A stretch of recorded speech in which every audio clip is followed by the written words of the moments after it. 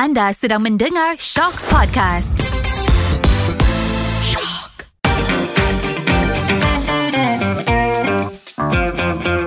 Hai, Assalamualaikum. Selamat Hari Raya Assalamualaikum.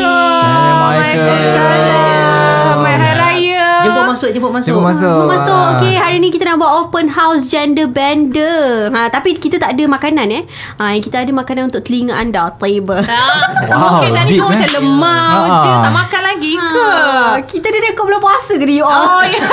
Dah boleh makan kan? Belum. Okay, so sekarang ni kita nak memandangkan sekarang tengah raya kan, Aidilfitri, ataupun mungkin yang tengah on the way nak balik raya tu, kita nak cakap topik pasal perempuan ke lelaki yang lagi memaafkan, yang lagi ikhlas memaafkan. Jadi kenapa lemau ni dua? Kita mula dengan Ili. Betul. Diorang ni masalahnya diorang yang lemau tau, tapi Ili yang kena dulu. Kita mula dengan Ili dulu. Sebab kita orang puasa. Ya ke? Puasa ni? Ikut raya ke hari ni? Puasa 6. Oh, puasa 6. Oh, maknanya hari raya kedua lah ni. Apa nama? Apa? Ili lagi pemaaf. Ili pula. Perempuan lagi pemaaf ke lelaki lagi pemaaf? Ili masa raya. Masa raya. In general pun tak apa kot. Tak raya pun. Tak raya pun siapa lagi pemaaf? Lelaki perempuan. Ia bergantung pada individu. Individu tu sendiri. Tapi in general siapa lagi? In general I think lelaki kot. Kenapa Tak pun Sebab Ili pemaaf tak? Ili? Ili sebagai perempuan, Ili pemaaf ke? Ili sempurna memang. Maafkan yang positif tu dia. Ni kena minta maaf tau je lagi ni Lepas ni kan sesi bermaafan. So kita kutuk puan-puan sekarang. Betul. Kalau Ili bergantung pada kondisi yang orang tu buat kat Ili lah. Teruk mana damage tu kan. Teruk mana damage. Tapi Ili jenis yang memaafkan tapi tidak melupakan. Gitu. I forgive not forget. Sebab kadang-kadang condition yang orang buat tu sampai kadang kecil ke hati kita, tapi macam dia macam act as in like benda tu tak ada apa. So benda tu yang membuatkan kita rasa terguris dan itulah meninggalkan luka yang begitu dalam. Yes, luka berparut. Luka bukan senang nak pulihkan, tapi itu luka boleh pulih tapi masih luka ada. Masih ada. Parut macam, tu ada. Macam cermin yang dah pecah ataupun kaca yang dah pecah, mesti kalau kita cantum still ada kan retak-retak dia tu. Serius pula ya. Guna gam apa tu? Gam je lah. Tapi kalau Ili buat salah, Ili akan minta maaf ke atau Ili tunggu orang tu? Usually Ili akan selalu meminta maaf. Ke Ili akan tweet dulu? Sebab even though Ili rasa Ili tweet Ili akan tweet dulu. itu bukan Ili. Itu ada orang lain. Ini bukan jenis yang orang kata tak matang gitu kat social media. Macam benda macam tu macam tak perlu. Sebab it's unnecessary petty things yang benda-benda tenaga yang buang masa dan buang tenaga. Dan dah tua-tua ni tak ada masa kan. Ada je tua. Ada je. Kita muda lagi. Ye. Itu Aida. Okay, Aida, kau lelaki. Kita lelaki. Kita akan minta maaf dulu ke atau kita tunggu orang? Selalunya aku akan minta maaf dulu lah. So sweet. Especially dengan kalau isteri macam ke? Dengan adik. Kalau suasana raya, aku rasa selalunya lah senang lah untuk lupakan. Tapi macam Ili juga, kalau benda tu agak berat, kita akan ingat. Kita manusia biasa, kita susah nak lupakan kan. Cuma kita minta maaf, kita ikhlas. Cuma kita susah nak lupa. Lagi-lagi kalau orang tu buat macam tak ada apa-apa pula. Kau dah buat something yang memberi kesan ke seseorang tu, tapi kau tak ada rasa apa-apa. Sebenarnya bagi aku soal bermohon maaf ni, soal kemaafan ni lebih kepada kesedaran sebenarnya. Kalau kau sekadar minta maaf hanya untuk tak nak berpanjangan tapi tak ada kesedaran, so bagi aku no point. You don't take it too hard. Maknanya you tak keluar dari hati. Apa yang you cakap maaf tu just for the sake of ikut SOP je. SOP macam kau dah terbuat macam dia, dah tengok dah monyok, okey lah sorry macam sekadar nak sorry je kan, nak puaskan hati orang tu je. Tapi kesedaran tak ada. So aku rasa dari segi konteks bermohon maaf ni, aku lebih prefer untuk ada kesedaran. Baru aku rasa aku pun, kita boleh rasa orang tu sedar ke tak kan. So baru kita lebih boleh accept lah. So berapa kali maaf yang kau boleh terima daripada orang tu? Contoh dia kalau dia banyak kali buat salah, dia minta maaf berapa kali? Aku rasa kalau dia dah lebih 2-3 kali, maknanya tak ada kesedaran. Dia lebih kepada macam kau bangang lah kan. Betul lah kan. Tak kisah kau lelaki ke perempuan, kalau kau buat macam tu juga. Kau asyik repeat benda yang sama. So aku rasa maknanya kau tak ada kesedaran. Kan. Betul. Buat benda yang sama lah. Benda yang sama kan. Gitu tiba. Ya, Kalau macam kau kan, kau rasa kau seorang yang pemaaf tak? Aku seorang yang pemaaf tapi aku tak lupakan. Wah. Kita lebih kurang Ayat tu. sama je. Ayat sama. Maknanya kalau benda tu berat ke tak kisah. Kalau orang tu buat salah sekalipun, aku tetap rasa bersalah. Walaupun benda tu bukan aku salah. Sebab entahlah, maybe ada satu perasaan ada macam kalau tak bercakap dengan orang tu untuk satu tempoh masa tertentu, Rasa macam tak sedap rasa tak hati. best. Rasa tak best. Walaupun Betul. orang tu salah. Okay. So kau tak kisah, tak apalah, aku beralah. Aku beralah. So, beralah. lebih kepada tapi benda semua tak baik tau. Betul. Benda Dia akan kalau memakan diri Ya. Dia akan makan diri. Betul. So at one point kita orang yang beralah ni, orang yang asyik memaafkan orang ni, at one point dia akan rasa macam dia akan ungkit tau. Akan satu level dia akan ungkit. Sampai satu masa dia akan macam Dia akan jadi aku dah maafkan kau. berdendam. Dia dah keep it. Berdendam, betul. Dia akan jadi berdendam berdendam sebab betul. you asyik memaafkan tapi people kept doing it to you Sama. kan. Dan orang tu pun mungkin tak belajar lah. Betul tak? Orang yang dimaafkan Orang yang tu, dimaafkan tu. dia akan tak belajar apa-apa lah. Dia rasa Ataupun orang yang Syazwan maafkan tu mungkin tak sedar apa yang dia buat salah. Dia tak acknowledge. aware pun yang apa yang dia buat tu salah sebab you memaafkan tu Tapi easily. the best part is bila kita maafkan orang, orang yang buat salah kita tu dia akan sedar tau yang dia bersalah. Yes. So setelah panjang aku maafkan orang ni, tak pernah lagi aku jumpa orang yang salah tu dia akan buat salah lagi yang sama lepas tu. Okey lah, Alhamdulillah you ditemukan dengan nasib orang-orang yang macam tu. Nasib baik jumpa orang macam tu kan. So sampai tak jumpa lagi orang yang teruk tak pada sedar. tu kan. Sebab mungkin benda tu balance on your life jugalah kan. Sebab macam kiranya Syazwan bukan jenis orang yang jenis yang orang yang memaaf tapi dan pendam kan, boleh dikatakan macam tu jugalah kan. Tapi ditemukan orang yang tak membebankan dalam situasi yang betul, maaf dan memaafkan. Circle dia circle yang betul, positive circle. Okey lah kalau macam tu kan. Then it's good lah. You have a very positive circle tau. Macam Ada in the past ada kawan-kawan yang toxic tau. Macam they kept, macam korang cakap tadi, they kept giving the same excuse, they kept giving the same thing kan. Memula macam is it something wrong with me? Macam ada fikir macam tu kan. Tapi macam I didn't do anything wrong. You are the one yang buat salah tapi I pula yang kena minta maaf. Macam dia yang patut minta maaf kat kita kan. Tapi Siapa dah? kita kena minta maaf kat dia. orang terdekat ni. Tapi macam sedih jugalah at one point kan. Tapi at one point Hada memaafkan walaupun dia tak minta maaf dengan Hada.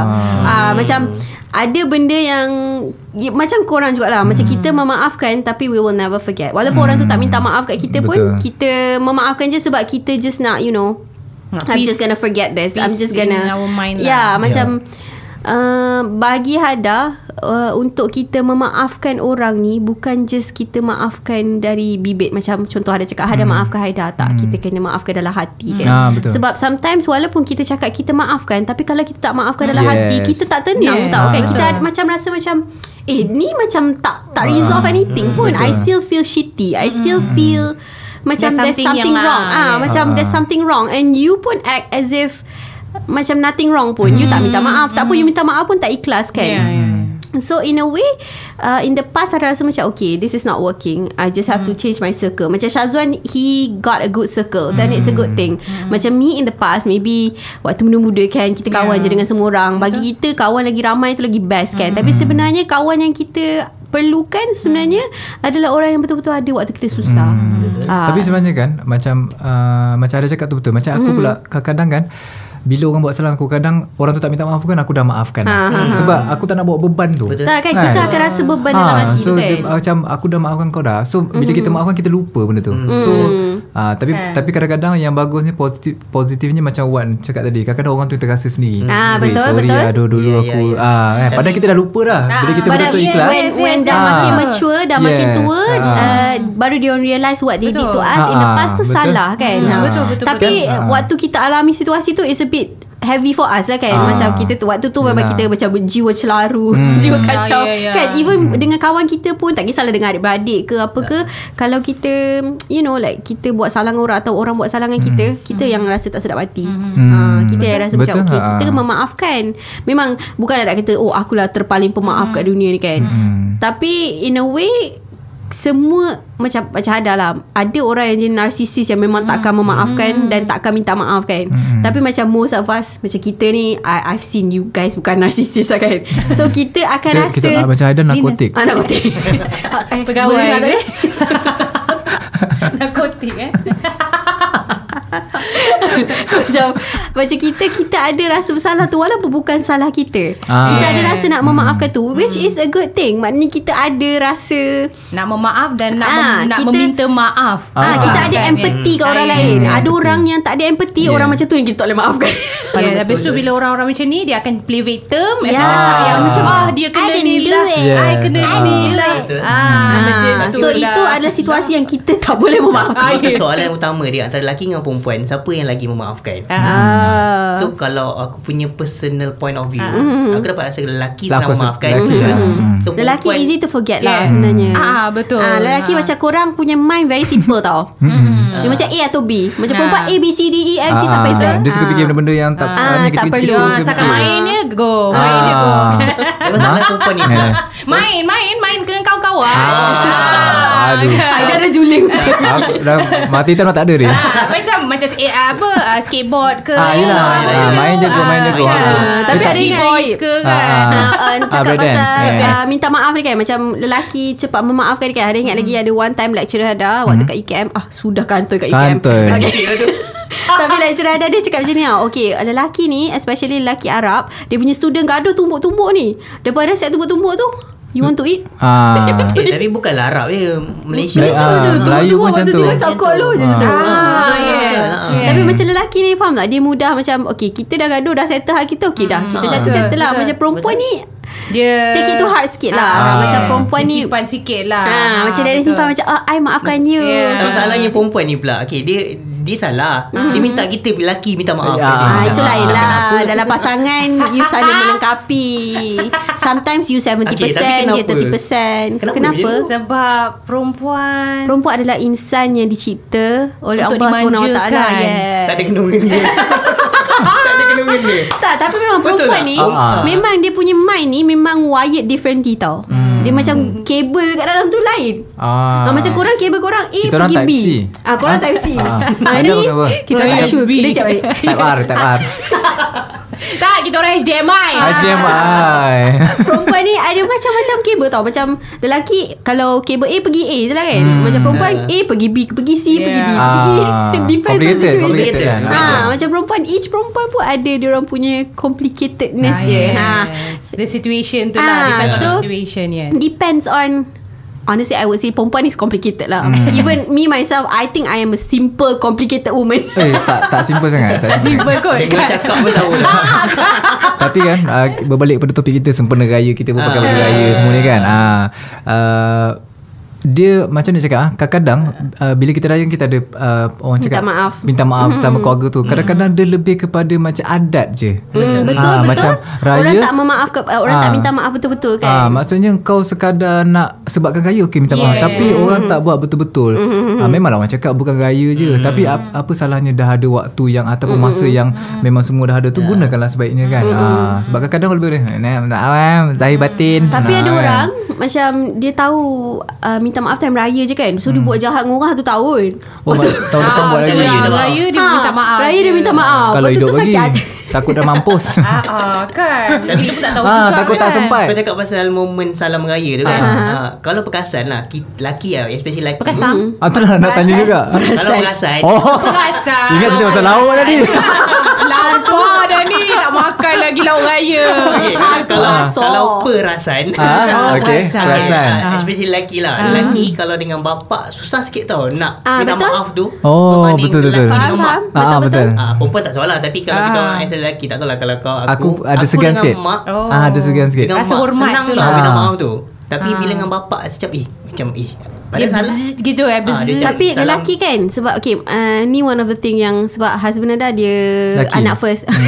Dia Husband confirm lelaki. lelaki. Husband ada Ada lelaki. anak dah. Okay. So macam husband Ada dia selalu cakap macam lelaki ni, kadang-kadang kita bukan tak nak tunjuk kita punya perasaan tu dekat bapak kita tau. Tapi dua-dua macam ada alpha male. Macam yang Syazwan cakap episode yang before ni, macam kita ada that one barrier yang macam I have to show that I am a strong man depan bapak kita. patutlah. Patutlah dia pula. Tak patutlah rasa macam segan-segan. Sebab macam ayah Haidar dia lebih pada kita salam Dia tu. garang sikit Dia tak cakap sangat, dia lebih pada email. Dia sayang. Email. Baca tak email tu? Selalu sehari semua raya, malam tu dah nangis lah. Panjang Tapi je. sebenarnya lelaki adalah orang yang honestly macam Ayah Haidar sendiri kan, dia adalah orang yang sensitif sebenarnya, tapi dia tak tunjuk depan anak-anak dia. betul, Macam sama. contoh Mak Ada kata dia tunjukkan dekat orang yang vulnerable dengan dia. Contohnya macam mak dia, macam Syazwan maybe dengan isteri kan, Haidar mungkin dengan pasangan Haidar kan, tak tahulah Saya ada siapa pasangan. Rahsia. Rahsia. Macam tak tahu macam husband korang.